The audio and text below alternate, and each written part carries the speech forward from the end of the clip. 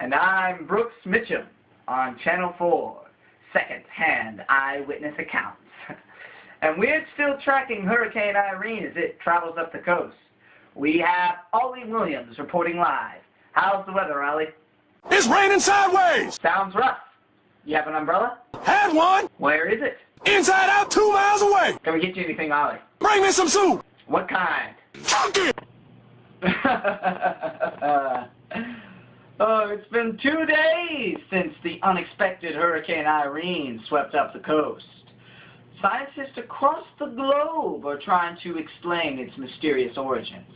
However, leading meteorologists in the U.S. are pointing their fingers at a likely suspect, President George W. Bush, who they claim is in cohorts with the Legion of Doom. In parallel to its mysterious origins, however, it has caused some mysterious situations as well. Several local children have discovered a drowned man on the beach. His identity as of yet is unconfirmed by local authorities. This man's identity is as of yet unconfirmed, as is the cause of death or who might be responsible for said cause of death. All unknown. We searched local credentials that were found upon this man, and they have not proven anything of value to public or society. But it is of no cause for concern. We have our highest paid officials working on it. Thank you, Tony. Thank you.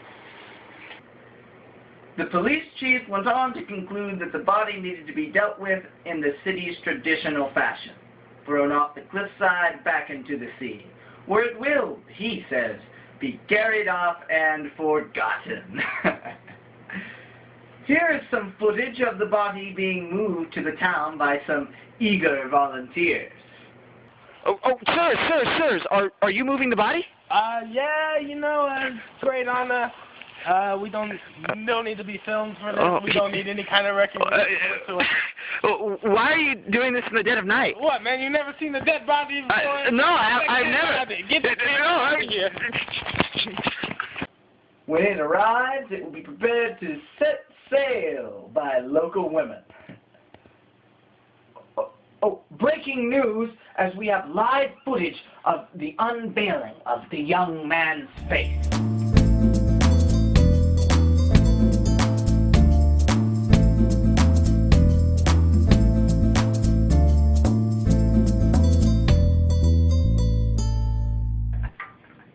Oh, that's a good one, Tom. All the men are leaving to search other nearby towns in an effort to see if this man came from any of them. Here we have roaming reporter Rooksbay Ichame live with one of our brave men.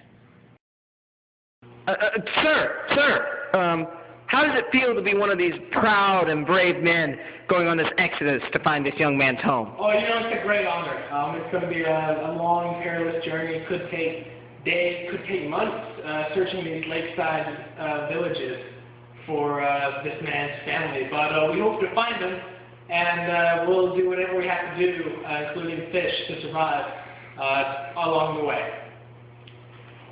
And there we have it.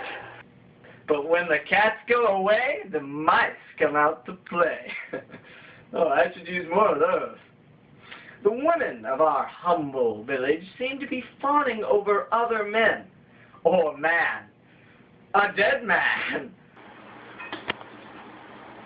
He is so handsome. I did not expect such handsomeness to come from a dead body. We have decided to call him Esteban because we think he should have a name for his identity. He is definitely the most handsome dead body I have ever seen, and I've seen a dead body today. I need some meat. Esteban is so much more handsome than my husband.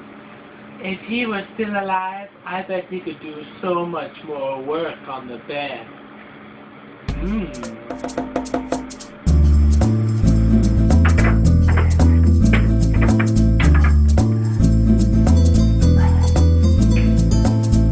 The bed is fixed.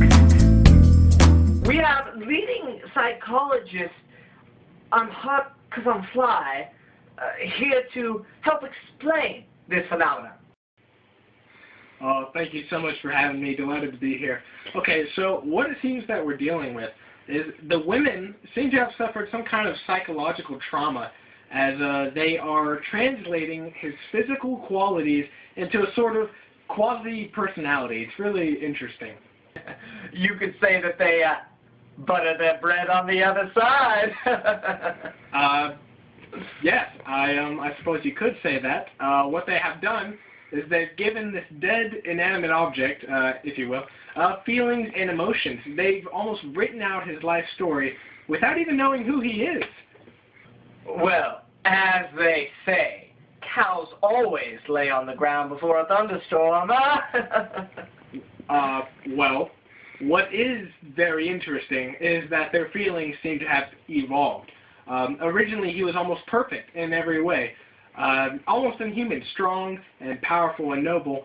And what's happened is as time has gone on, they've turned his once perfect traits into sort of flaws. His height and his strength. A bird in the hand is better than two in the bush.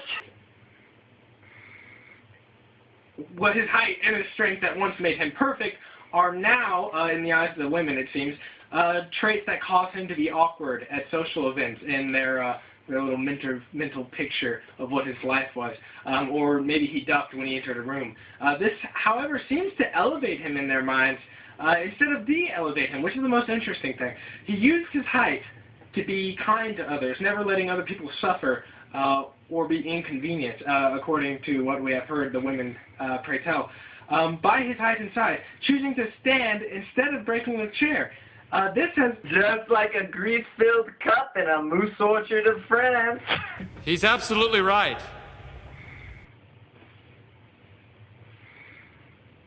Well, be that as it may, or not be that as it may, they are dressing him in a hand-sewn suit of bridal linen and attaching little relics for his looting holy water jars and nails. They are obviously delusional. Well, looks like there's something in the water. Yes, well, that actually fits what... Water of a 50-year-old vampire werewolf cat. And now it doesn't. Okay. Well, at least the men of the village haven't fallen for this hogwash. It's a trap! Who is that? Looks like the men have returned, and after some initial disbelief, now agree with their wives completely. Am I the only one on here, or do you have other people? I'm going to cut you short there, Doc, for time's sake. And now to Chris Matthews on his take on the issue. She said the founding fathers got rid of slavery. Why would you say that? Why, every high school kid has been to Mount Vernon and seen the slave quarters. What are you talking? Jefferson had slaves. All those guys had slaves. I know they were great men in other regards. They never got rid of slavery. It's the entire mortgage market. Right? And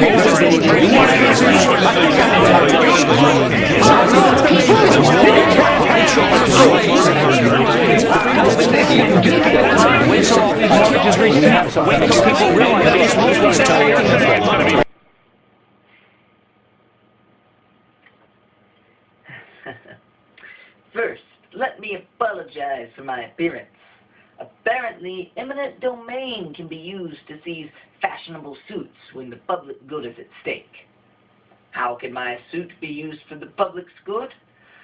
Apparently by being worn by the man posing as Mr. Esteban's father at his funeral this afternoon, since our heroic expedition to find his real family failed.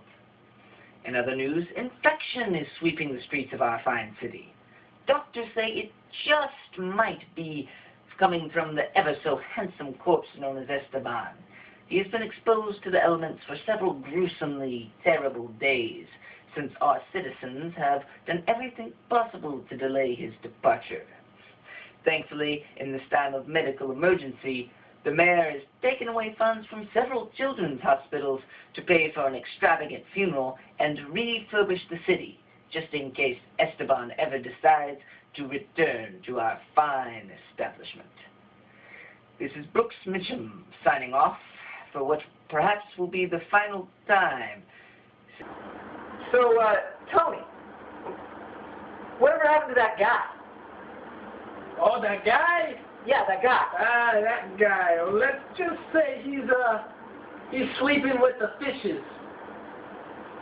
You killed him? No! He's homeless! He's down at the aquarium to sleep, last I heard. What about the other guy? Oh, that guy! Yeah, I know you're talking about that guy. Let's just say he got what he deserved. He's dead? No, he won the lottery. He moved up to California, got himself a mansion. Oh, great guy. He deserved it. He deserved it. How about the guy? You know the guy? Oh, the guy. The guy. Oh. Well, let's just say he's been taken care of. What? Yeah, he's in hospice. Had a heart disease. Those nurses, they're taking good care of him. Don't you worry. He'll be fine, just fine. So the other guy, he's okay. Oh, that guy. Yeah. Let's just say he's dead. Yeah, he was paid up with the wrong people, so we had him whacked. Thrown off a cliff into the ocean. Hit his head on the way. Hit it again when he hit. He's dead.